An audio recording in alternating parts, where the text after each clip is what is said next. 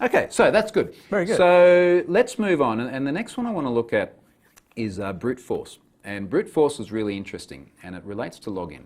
And what we're really talking about here is, can I keep trying to guess someone's password over and over and over again? And we've seen some really interesting brute force attacks before. So GitHub was in the news a lot in 2014. Yes. So they got hammered, absolutely hammered by brute force attacks. And effectively what attackers are trying to do is they might take something like a password dictionary, and you can get password dictionaries which sort of prioritize the prevalence of passwords. So, you know, ABC123 is right at the top, and then it goes down from there. Let me in, O2, and yeah. For example, and for replacing the O's with the zeros, because the attackers don't know that. Oh, they wouldn't know that. No, don't exactly. Do that. Anyway, so you have these dictionaries, and what will happen is that they will just bulk force, or, you know, sort of brute force with a bulk list against an email address. So they go, okay, we're going to take troyhunt@hotmail.com, we're just going to keep trying every single password we can. And the question then is, does the system allow you to keep doing it? Now, you can't just do things like say, look, if this IP address keeps trying it, we're going to block it, because GitHub had 40,000 different IP addresses hammering it. And this is why people are botnets. Wow. So you can go and just say, look, I want to hire a botnet. I'd like to hire your botnet for a day, and it's going to be $200 or something for 40,000 unique IP addresses, and we're going to run this script, and it's going to send emails, or it's going to brute force or something like that. That sounds way too easy. It's scarily easy, and the thing is, all these I know we're going off topic here, but it's kind of interesting. There's all these services that have popped up in the underground to do this sort of thing, where you can just buy these commoditized products, which are things like botnets. Right, and you can buy credit card numbers. Everything's for sale. Jeez. So let's have a look at how your system works. And in fact, what I'm going to do here, I'm going to fire up Fiddler, because Fiddler is a really great way of watching the requests that are happening, and as you'll see in a moment, it's a really great way of composing them.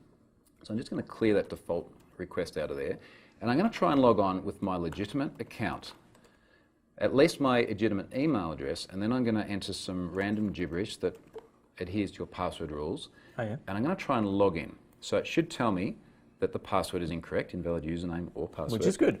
Because it doesn't disclose whether I have That's right. Okay. We'll cover that another time. All right, so, oh, by the way, you've got a 404 on your page. Separate issue. Right. I'm going to stop everything capturing, and what we'll do is we'll just delete these other requests, just so that we've got the login request here. And in fact, if we go to web forms here, we can see the request. So that was the gibberish I posted in. That was the password. Yep. So this was a request which then resulted in fact, if we look at the web view of the response, it doesn't want to render that. It needs to be decoded because it was an HTTP, it was gzipped. And then somewhere in here, there you go, invalid username and password. So here's what we're going to do. We'll grab the Composer tab, we'll drag this request over here, and we'll just keep issuing it. Bang, bang, bang, bang, bang, bang. So every single, and you can see some of them take a moment. Well, not successfully. No. So we can see, we'll issue as many requests as we like. Now the interesting thing is, see how these all respond very, very, very, very quickly. So there you go. I've just tried 102 times to log in with the incorrect credentials. Now this is us sitting here on a Wi-Fi connection with one machine, and you're manually clicking the button. Yeah. Like I can't do like 1 click per millisecond or anything like that. Maybe I was getting like 4 or 5 clicks a second. Yeah. And it's kept responding. Now the question is, if I try to log in with the correct password, is it going to let me log in? And it has. Yeah. So basically you have a brute force risk. And the brute force risk is that you've got no control against someone just trying to absolutely hammer your system against the one account with random passwords. That was way too easy. Well, maybe if we had broken into it, it would have been. In fact, with the password I've chosen, it wouldn't be too hard to break into it. But this is the problem. So imagine that's a password list, and imagine there's 40,000 unique IP addresses, and you've got the power of Azure and clouds, and maybe you just auto-scale out and just support like this 40,000 botnet trying to hammer into someone's account. Yeah. So that's maybe not so good. So what you want to think about is, first of all, is that a problem? Yep. And you may have a valid business decision why it's not a problem. So. Well, I can't think of one right now, but no, me either. I'm just trying to be objective. I guess that the valid business decision would depend on what is your mitigation to the brute force. Yeah. So, for example, if you were to just lock someone out after 5 failed attempts, the valid business justification may be it's too easy to get someone locked out of something that's important. And the other thing is, I could lock you out, right? Yeah, that's right. So if you knew my login, you could. Well, if I knew your email address, and I can discover if you have an email address, because I can go on your register page. To see how all this kind of it starts to all all unravels in one go.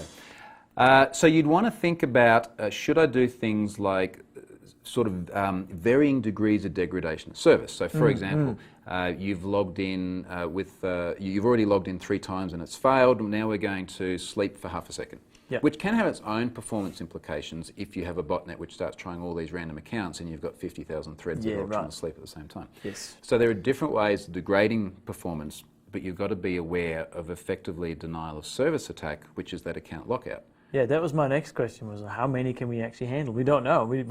I'm guessing this hasn't been hammered by 40,000 bots. How do you know? Yeah. Well, I'm guessing. You're guessing.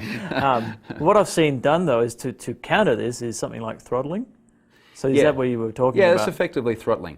So, but you know, again, you've got to be conscious of the implications then. And one of the things is that if you throttle based on a failed attempt but not on a successful attempt, then someone could say, okay, I've made a request, I haven't had a response within 300 milliseconds, now I'm going to make another one. You know? Yes, that's true. So you'd have to sort of throttle both the failure and the success, and you'd have to be conscious that, again, you could also have a denial of service attack there against the entire system if your throttling mechanism is, I'm just going to sleep the thread, which would be a problem because then you have all these simultaneous requests.